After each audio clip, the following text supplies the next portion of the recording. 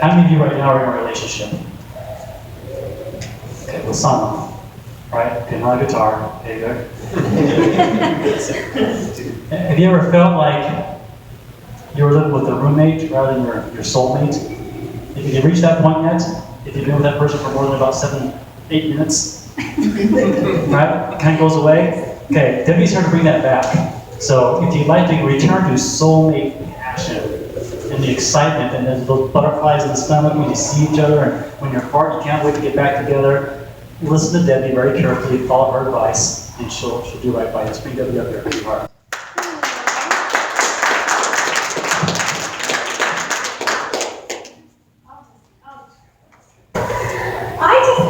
That was so beautiful, that song. Thank you. I was actually hoping you would play for about 20 minutes. That's what I had. That's what I had in my mind when you said there's music first, and then you, like, one song. I love music. Thank you. That was beautiful. It was always a dream of mine to have a guy in high school write me a song with my name. So whenever I hear that, I'm like, oh, her name is Debbie.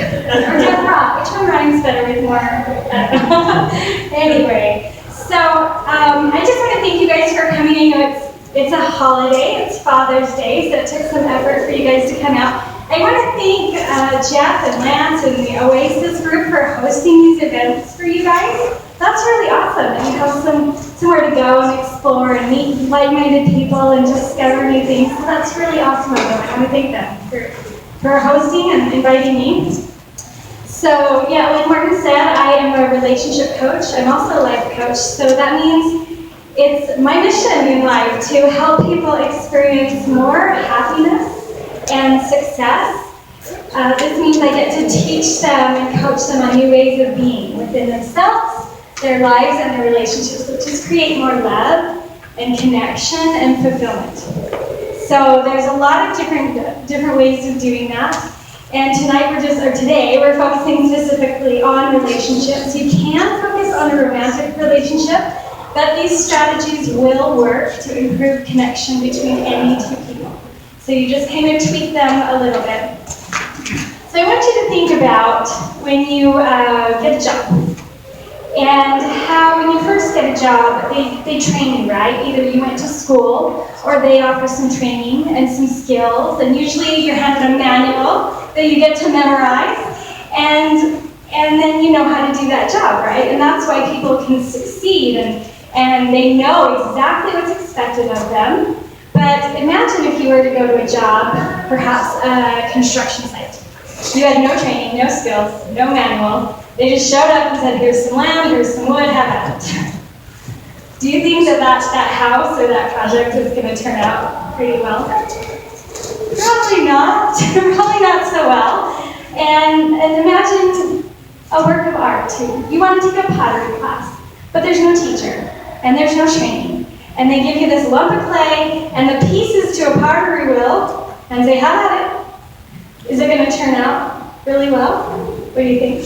Probably not. Probably not. I mean, you can kind of try to figure it out, but it might look like this lumpy little thing that you weren't expecting. You may have been really excited when you first walked in the doors, but then it just didn't turn out so well. It takes some skills and some training and a manual to succeed at things. And nowhere in school, I don't know, not in my high school, was I given a relationship course. Was anyone here given that in high school? No, they expect us to just kind of find that person. Yes, chemistry helps, the hormones are there and things, so we get those butterflies and we meet someone, and we just have this magical view that it's just going to work out, we're going to live happy ever after, because I saw that in the movies, and that's what happens there.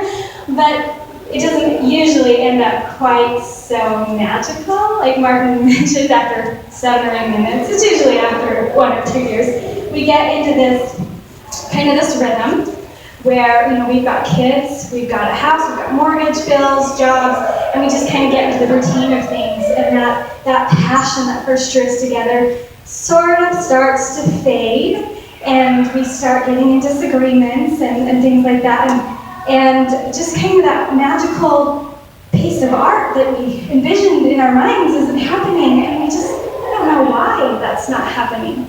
And a lot of it is really as simple as we just weren't taught the skills. We just weren't given a manual on that person. There's no exact right or wrong way to be in a relationship, but there are a lot of skills and tools that help.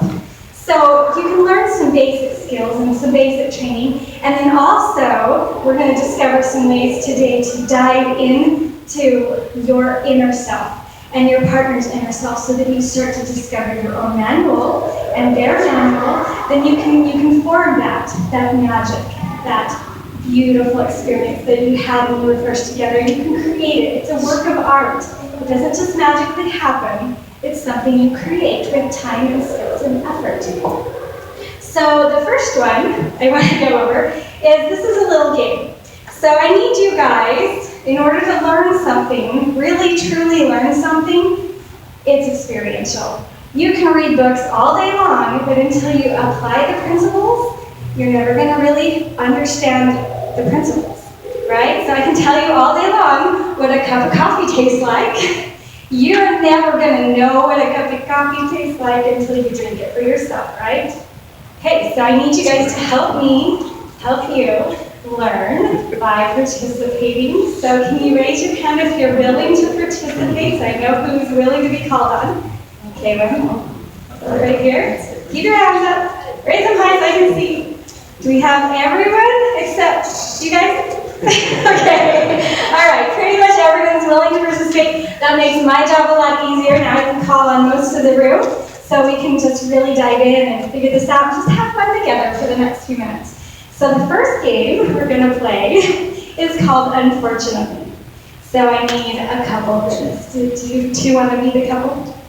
All right, you two come on up. We gotta stand up. Oh, is that okay? Can you?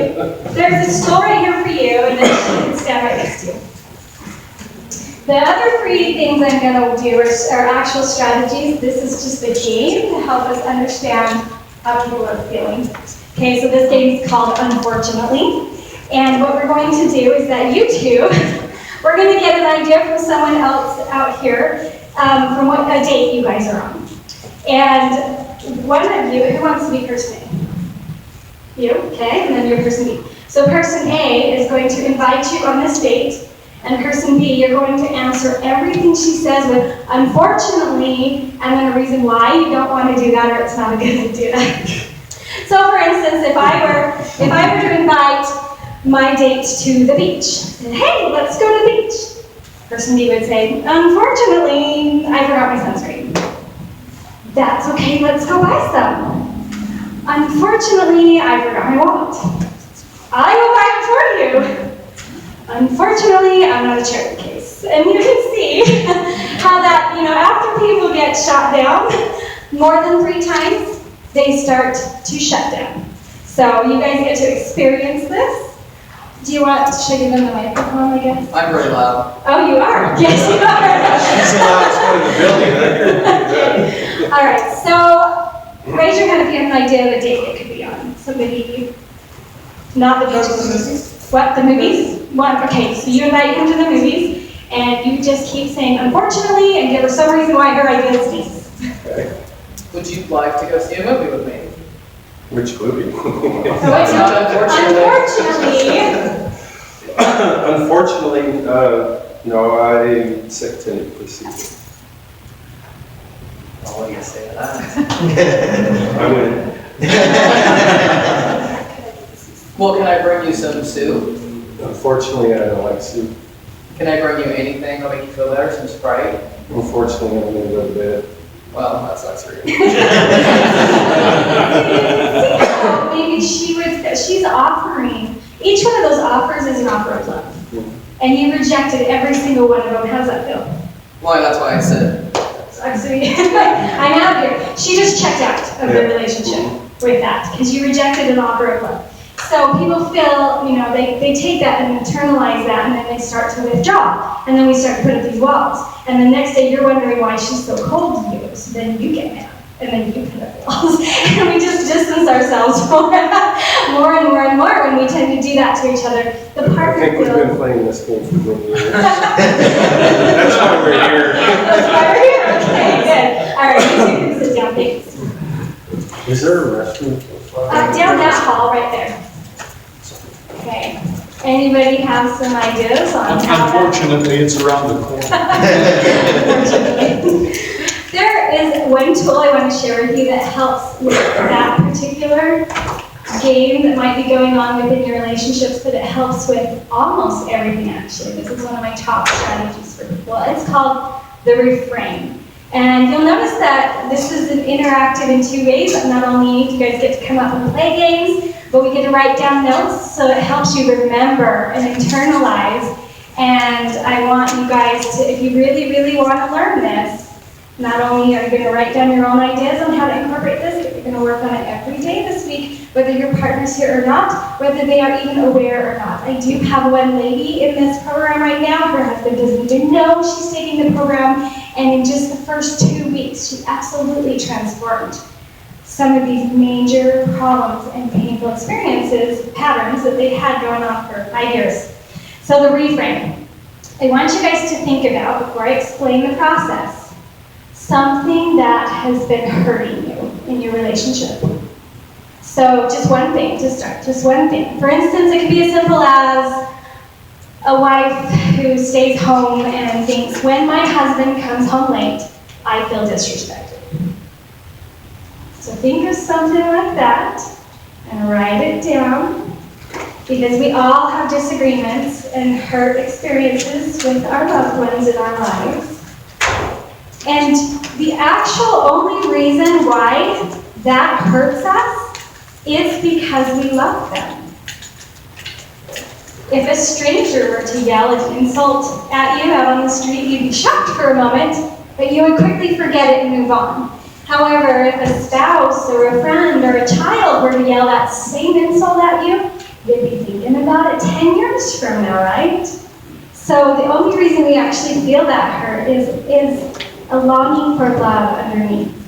So somehow, some way, we're causing that rift, like we did with the unfortunately game, with this belief about this hurt, and we're actually only hurt because underneath it, we're longing for that love and that connection. So I had this 19-year-old come into my office a few weeks ago, and he was having a hard time with his relationship with his mother. What had happened was she had gotten divorced when he was very young, 4 or 5 years old, and she decided not to date or get married for years. She wanted to just focus on raising the kids. Either way is a fine option. So people choose that, some get remarried. Neither is right or wrong, right? In a relationship, there's not a right or wrong, there's only an our way.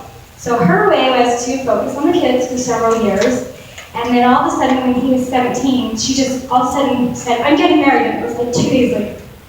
And he was shocked. He felt like he'd been hit by a truck with surprise, and then he felt betrayed by his mom for being left out. How long have you been dating? I don't even know this guy. Where did you find him? He felt just really betrayed and hurt and left out. And so that caused a rift in this relationship with his mom, 2 years. And who here thinks that's a valid point of view? Okay.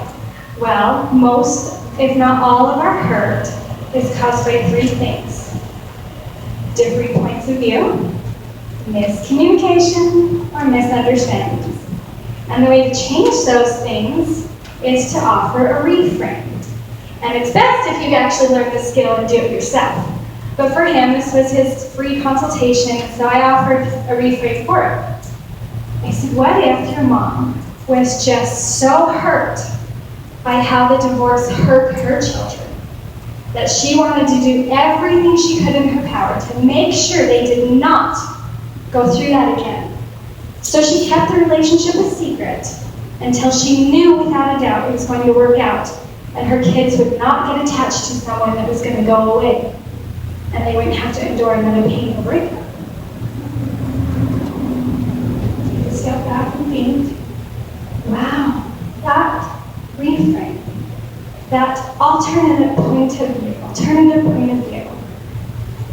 can suddenly heal a broken relationship just by trying to see it another way.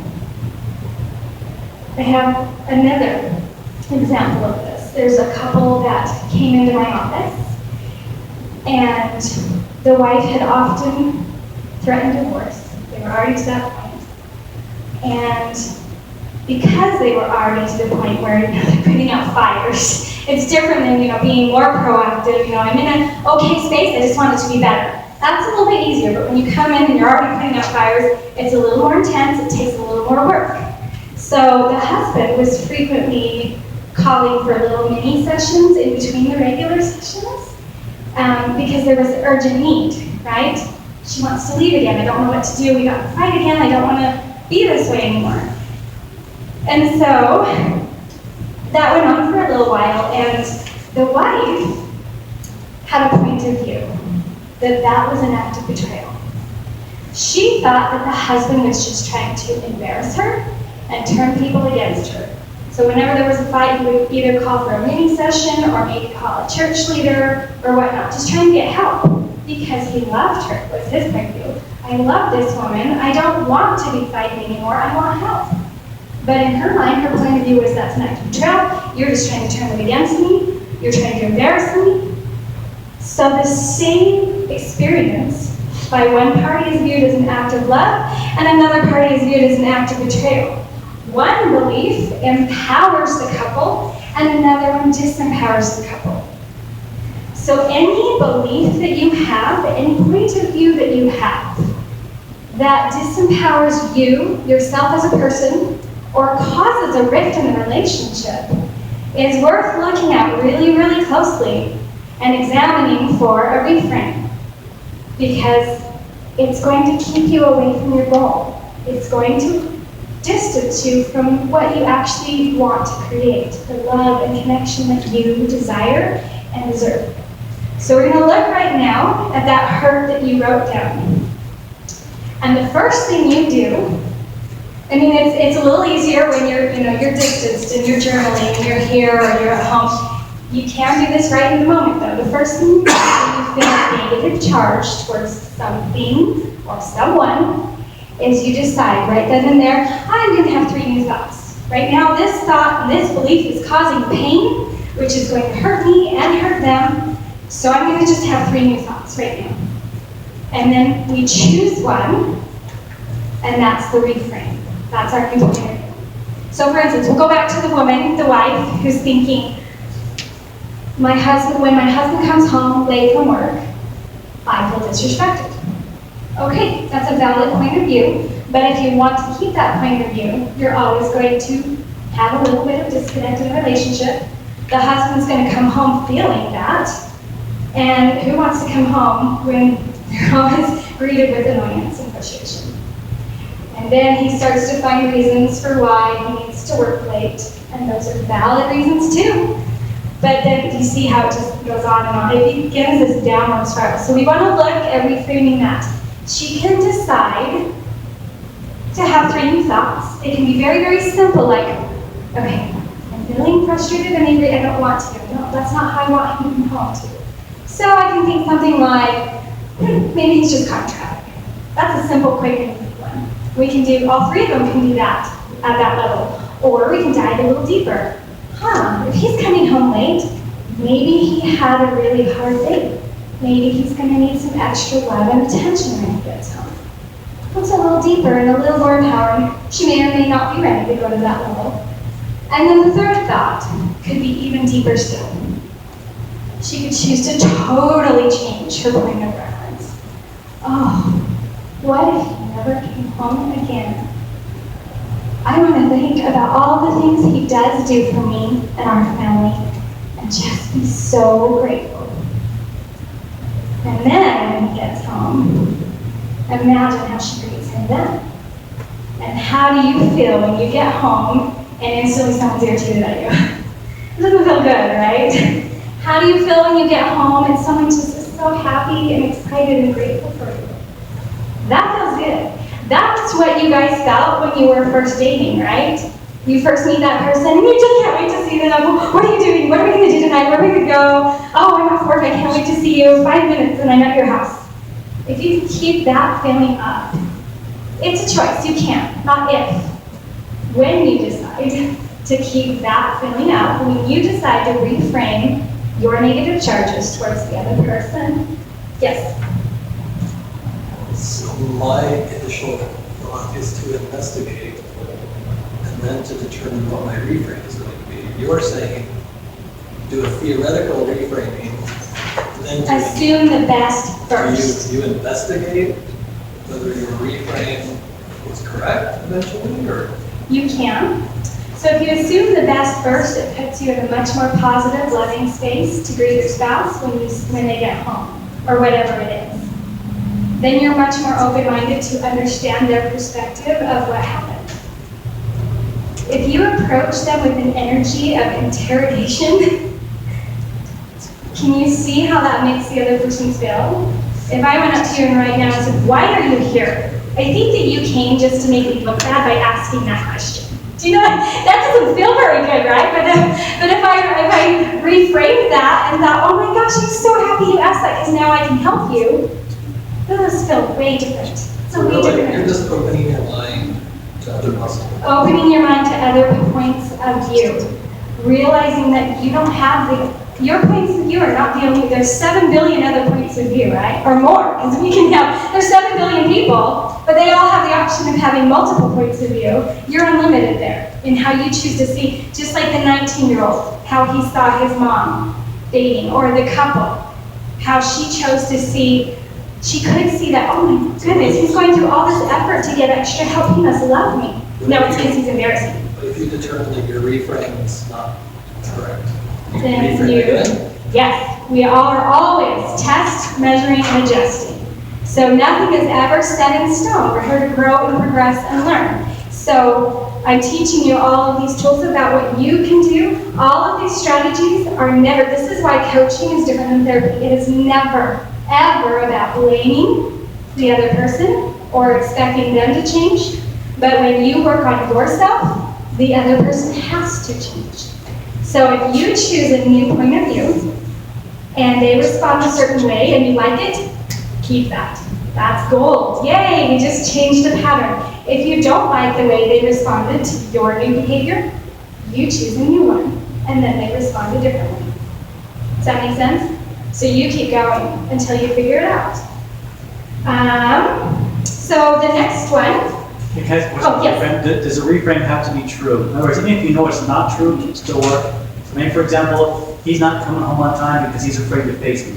And that might be totally true. Maybe he actually is hesitating to come home because he knows he's going to get whatever, a sniff of negative reception. So that could be totally true. Can you still say, well, he's not coming home for, because some people just kind of make up. Is that still But effective? it would be her job to own that she created that. If he's afraid to come home and face her because she's so full of negativity, she's got to own that she helped create that and stop blaming him. Does that make sense? Yeah, I guess I'm trying to ask So the you. reframe would be, it could be something more like just 3 new thoughts. Just 3 random new thoughts and then start picking one and working on it. So he's coming home late because I've caused pain. Is that what you're saying? Yeah, maybe because he wants to avoid a confrontation. Because That's he why wants- it's humble. And let's say That's it's true. usually true. It could be true. So what if she says, well, he's coming home late because he's actually working harder to get a big bonus? It could be totally false, but that point of view is still Yes, because that is also partially to true. reduce the tension. Yes, because that is also partially true. So So he could be coming. can you just make them totally up? That's even maybe almost outrageous. It could put you in a better frame of mind for that reception for him, you know. Yeah, and then you just test, measure, and adjust. If it turns out to be absolutely not true, we'll find one that's at least partially true because that is partially true. If she chose that one, he is working hard to make more money for the family, and I can be grateful for that. Okay, right. That is partially true. So focusing on that part of why he's coming home late will definitely change that exchange when he gets home. Oh, 10 minutes? Oh no, okay. All right, treasure mapping. All right, relationship treasure mapping. There is tons and tons of ways to dig deep within ourselves and in our partner's truest, deepest needs for love and connection. This is just one really fun and fast and easy way that will still give you guys some powerful insights and some action steps to move forward. So this one, I give you some STEM statements. And so start off, I want everyone to just close their eyes, take a deep breath, and go back to some wonderful, positive, loving memories you have of this person you're working on towards increasing the love and connection in this relationship. You only have a relationship with this person because there was some love and connection there at one point in time. So go back to 1 or 2 or 3 of those wonderful, beautiful memories that you have of this person. And while you're connecting with that love energy, we're going to bring that forward into these action steps that you can take. So get into that space where you're remembering the good in this person, the experiences that you had, where you felt love and connection with them. And now what I do is I give you, the step statement is half of the sentence. I give you the first half, and then you fill in the second half at least 3 times. So you're digging and exploring and aligning with what you want to create in this relationship. So go ahead and grab your pens and your papers. And the first one is, I feel love when I, and then you guys fill in the second half of the sentence. This could be actions that you take, or things that you do or say with this person, but these are things that you do, not them. It's not dependent on them. These are things that you do with that person that makes you feel the love and connection that you desire. Again, I feel love when I, fill in the blank again, keep digging. I feel love when I, so make sure you've got at least 3 of them, because now you will have an action plan that is very real and authentic because it comes from your know and your experience. And I'll go back to what I said in the beginning while you guys are finishing this out, is that there is no, I'm not going to give you the other half of the STEM statements because I could never walk on my own in their shoes. There is no exact right or wrong way to be in a relationship. There is only our way. So these are experiences coming from within your own knowing on how to increase the love and connection that you want to feel with the other person. Okay, the last one is called the greeting.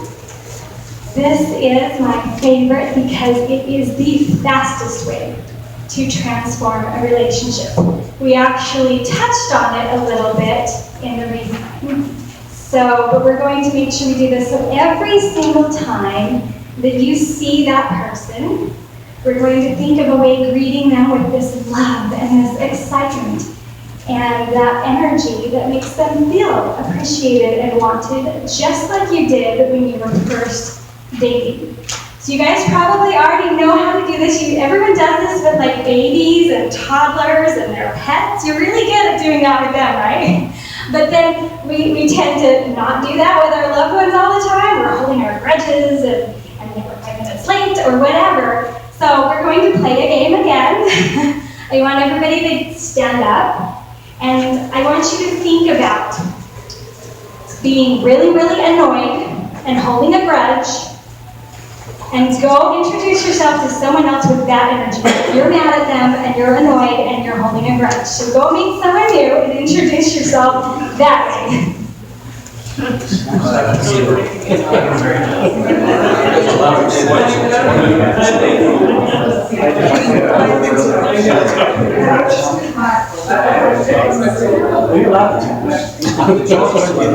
Yeah, annoyed, you're mad at them.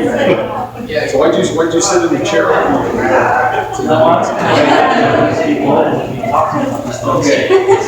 good, all right, back to your spot. Yeah, like, you know, or she can watch the video. You guys can practice that. So how did that feel, walking up to someone who's annoyed to see you? Someone share. Someone share. Like you don't want to keep saying them? You don't want, like, you're coming at me with that energy, I'm just gonna stay at work late. Why'd you come home? Why'd you even come home, right? So that doesn't feel really good to come home to that, right? Or just wake up to that, or whenever you see that person, that doesn't feel good. Everybody wants to be loved and cherished for who they are. Your partner does too. And if you are not willing to give that, how in the world do you expect to receive that? Okay, we're going to try this 2 more times. This time, make sure you find someone different, new partner, get up and introduce yourself, but this time, it's as though you have an agenda. Okay? You're trying to sell this person a car, or vitamins, or something. You want something from them. Okay, so get up and go find a new partner and introduce yourself as though you want something from them.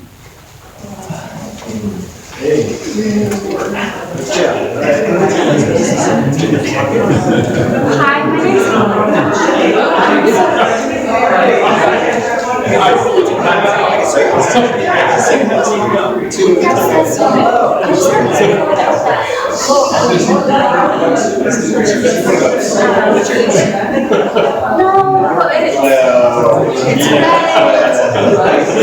It's like a hat.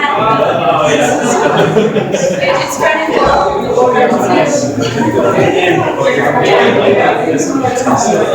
It helps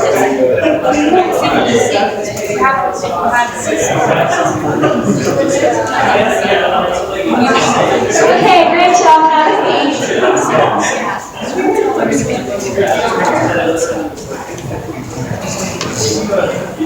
Okay, so we've all had that experience when we meet someone new and we just know that they are not being genuine and authentic. They just want something from us. And we can actually get in that pattern with our spouses. It doesn't feel good to wake up next to someone who's like, go take the trash out. Or get home and take care of the kids, I'm tired of them. It doesn't feel good when they just want something from you.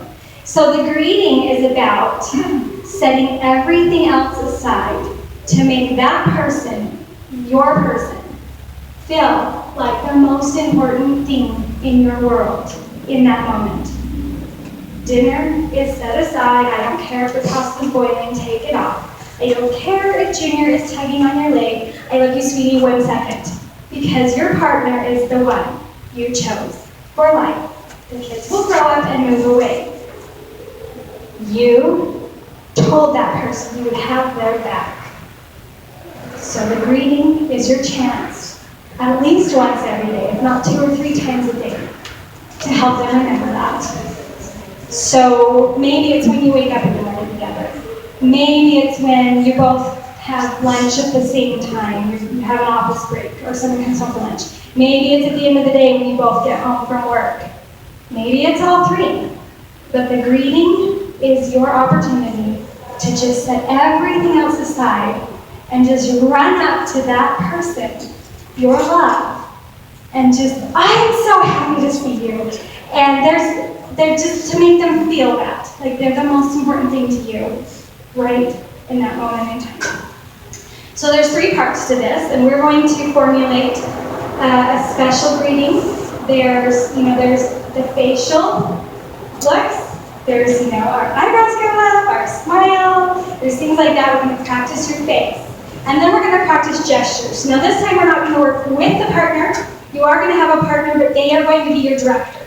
So you're facing your imaginary person, and you're practicing this, and person B is going to be like a movie director. Like, that was good. Try it softer. Try it louder. Make your hands bigger.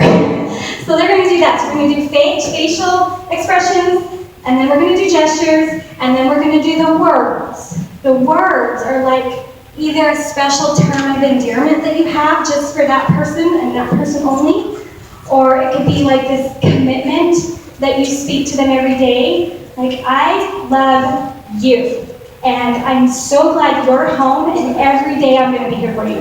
I don't know what it is. You can come up with some of your own words or your own term of endearment, but there's those 3 steps for the greeting. Okay, so grab a partner, and this is the last game we're going to play. So do it. If you're with your partner, if you're with your romantic partner, stay with them for this one.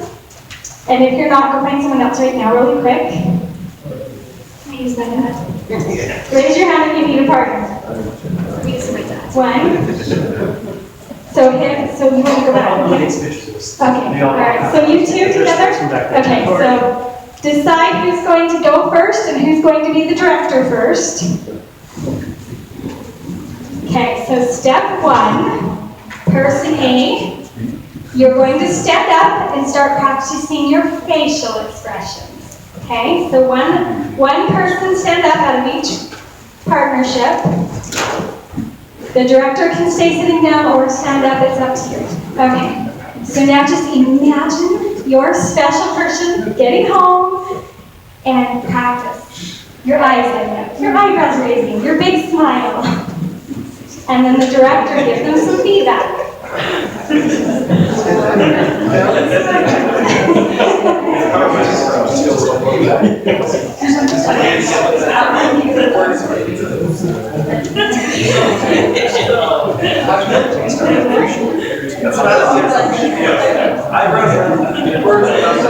Good, now practice your gestures.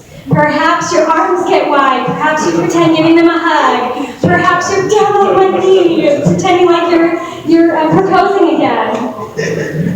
So perhaps you just give them a little pat on the shoulder, it's okay. Okay, directors, give them some feedback. Say, maybe try it this way, maybe try it this way, give them some feedback.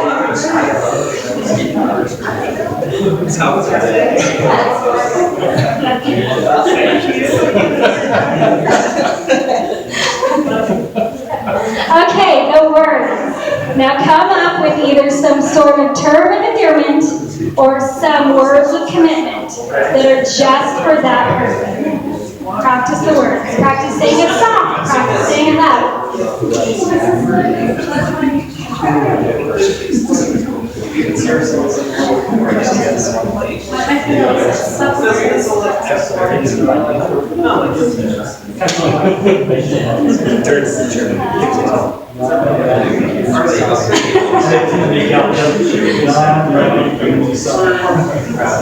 Yeah.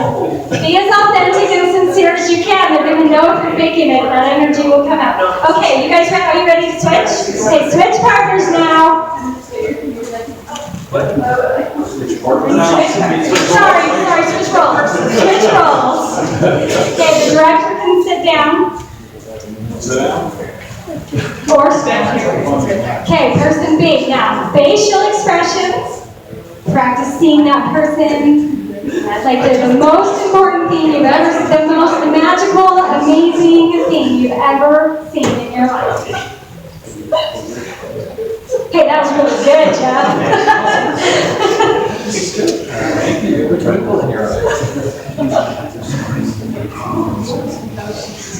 Good. Okay, gestures now. Add the gestures. Perhaps you're giving them a hug. Yeah, that's good. A step forward. Yeah, it could just be a step forward step. Oh, that was beautiful. That's young Frankenstein. Okay, and a term of endearment or a commitment. The words.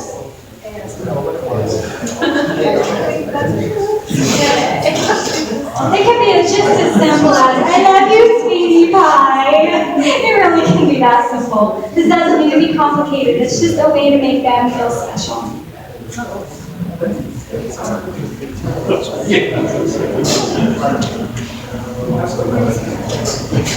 Okay, good job. All right, everybody have a seat. All right. So now I just am going to open it up to questions. And at the backs of your papers, you'll notice that my phone number and the website is there. If you want more strategies or tools, I do offer a complimentary 20-minute session. I only have a couple of spots per week available for that, but I do offer that, and that is free. And then the whole program is like 10 to 12 weeks. It depends. It's a little different based on your needs. They do individualize the courses. So there's that. But does anybody have any shares from tonight or any questions about any of these classes? Yes? Probably know the answer to this, but as my mom always said, it takes two to tango. So if they're not willing to engage, what do you do? Okay, so that is a very good question. First of all, they're not going to engage, because when you change your behavior, the other person automatically has to change their response because you're doing something new. So imagine if you were on the dance floor with somebody and then you changed your moves, the other person has to change their moves or they get off the dance floor. So that's what happens. So if you But any action done in love, true, sincere love, not the agenda type, remember? So if you're coming at this with the, I want you to change so that I have more intimacy type of energy, she's gonna put up her walls of resistance. But if you're coming at that like, I really just want you to know that when I promise to have your back for the rest of our lives, I mean it. You can do no wrong in my eyes, I'm going to love you. They will change. Yes. That doesn't seem to make sense though, because if you're 20, if you're 47 and you're holding yourself to a decision you made when you were 20, and it wasn't a very smart decision to begin with, it just seems like making the assumption that we're going to be together is going to cause tension from the very beginning.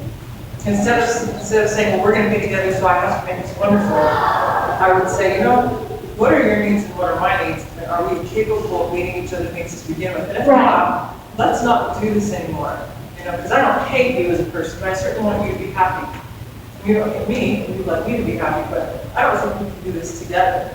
I agree with that. There is some validity to that. Some people really are not capable and really are not willing to stick it out.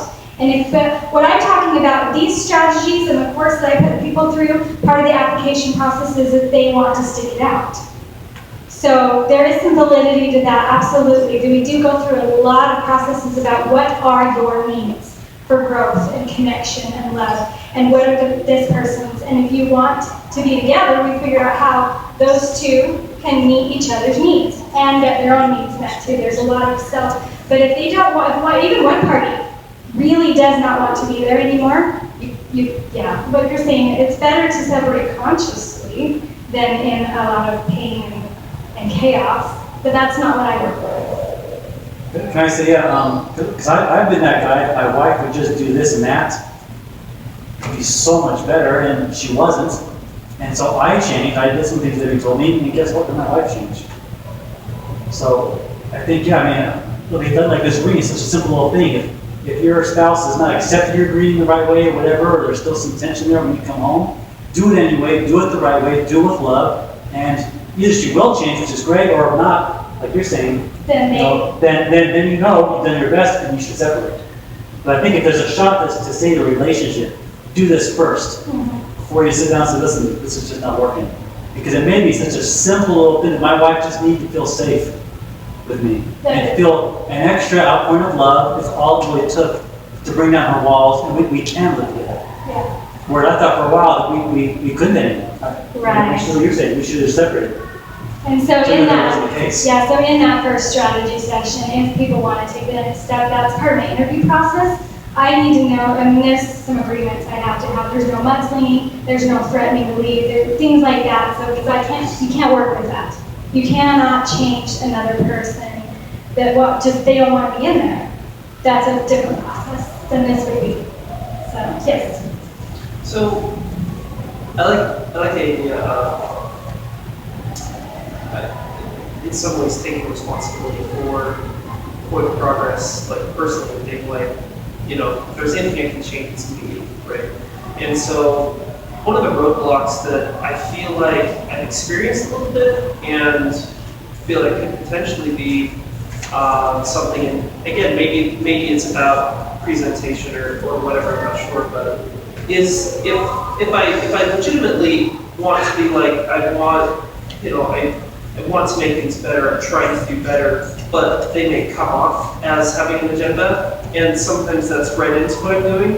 Has that been a problem, and what have been some of the possible solutions that you've seen? Yes, so when I got both parties in there, we can talk about that. Every week, the first part is what went right, okay, and then what didn't. What do we need to test, measure, and adjust? And you bring that up, and if the other party is in there, I can say, well, what could be a different point of view that you could have with what he's offering here?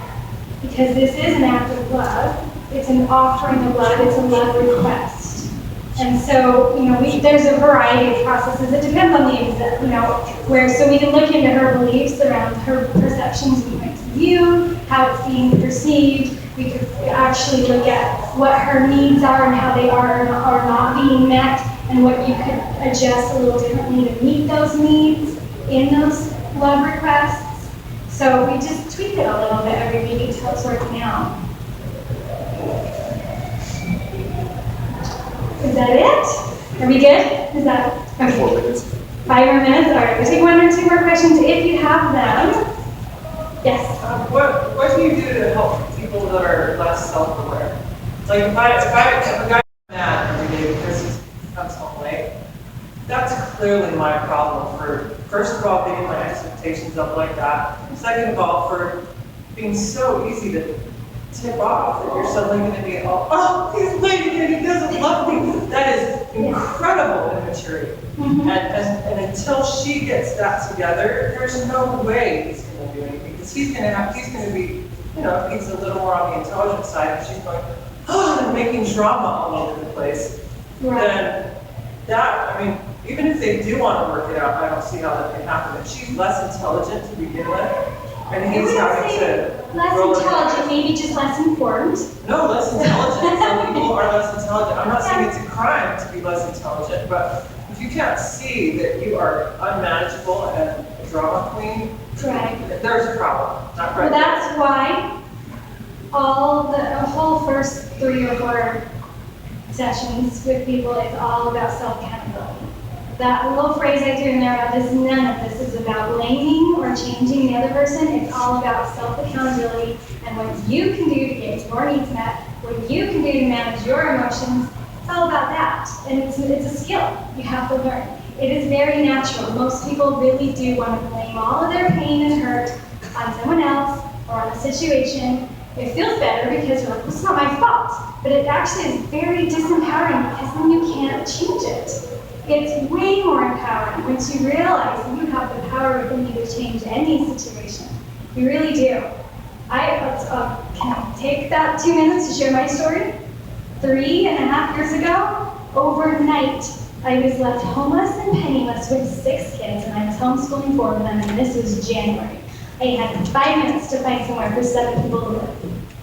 I had no income at the time because my husband had requested stop working and just homeschool and blah, blah, blah. I got into that pattern, and we can't see our own stuff. I mean, I've been doing this for 10 years, but sometimes we still, and I was in denial about these patterns and behaviors, because even, so now I go to 3 different coaches, and I'm always regressing, so if I can do that, and I, use these tools to stay positive and productive and moving forward and looking for the lessons and the joy in the journey. I'm not saying it was easy always, and I did break down sometimes, but if I can get through that and to where I am today, you can get through anything in that state. It's all about managing yourself.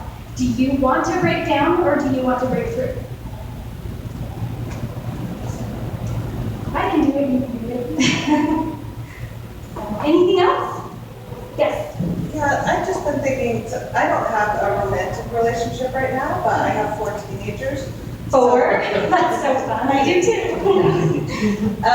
So I've been trying to just kind of apply what you're saying to that, but maybe could you speak for just a second about how, because like my teenagers are never going to meet my needs. Right. So you really have to learn to meet your own. Yeah. You really, and the first step to that is getting clear on what they are and what you want. And then it starts with your mind, starts with your mindset, and then it moves into the methods, the actions, the strategies. But there is a step-by-step process to that. And that's right, you do not expect that from them. It is an unfortunate side effect of divorce and separation that a lot of less informed single people try to get the kids to meet their emotional needs, and that's damaging to them. They're not supposed to do that. In fact, can I share one more story real fast? And then I'll probably wrap up. Okay, so this one wasn't my colleague, this was a colleague of mine. This is not my story, but it's a colleague of mine. She had a woman come in there, a single mother come in, and her daughter was not eating. She just had this eating disorder. She was starving herself. She just wouldn't eat. And she decided to take a little bit of a different route, knowing some things that she knows. She didn't even bring the daughter in. She asked about the parents' history, and the mom admitted that she'd been through a very nasty divorce, and that the dad didn't pay support and made it very, very difficult on them. And so the colleague of mine then brought the dad in for a session and talked to him about the effects that this has on the kids, and that if he would just be willing to take care of mom to pay the support that he's supposed to and call her every day and check on her and ask her if she needs any help, that her daughter would start eating again. You're crazy, that's not, it's like that. She explained it again, and he said, all right, I guess it's worth a try. If I take care of her mom, my daughter will eat, I'll try it for 2 weeks. A week later, the daughter was eating, and she never had to come in for a session. So it is really about, managing your own self and not pulling on the kids. They need parents for a reason, right? I hope that answered your question. Okay, I think we're done for today, but you guys have my phone number and information if you need to get in touch. Thank you so much.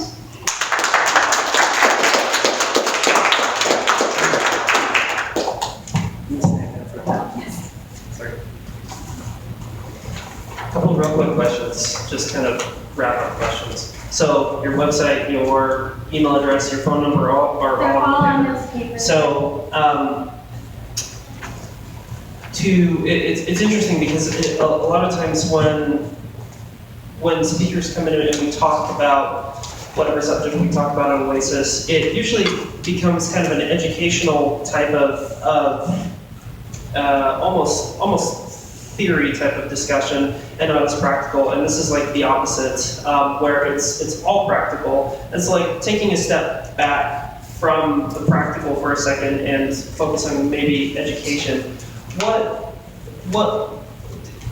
To understand these things, in addition to like coming to someone like yourself and getting one-on-one help or something like that, are there good resources that people could read, look into, things like that would help them understand good, that you would recommend, good interpersonal, good relationship, and good kind of